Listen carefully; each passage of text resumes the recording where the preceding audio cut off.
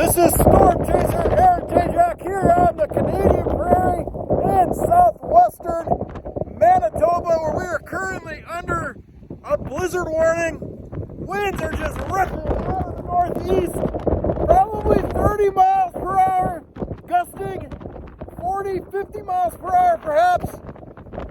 Environment Canada has placed a blizzard warning here in southwestern Manitoba for winds gusting to 60 to 70 kilometers per hour.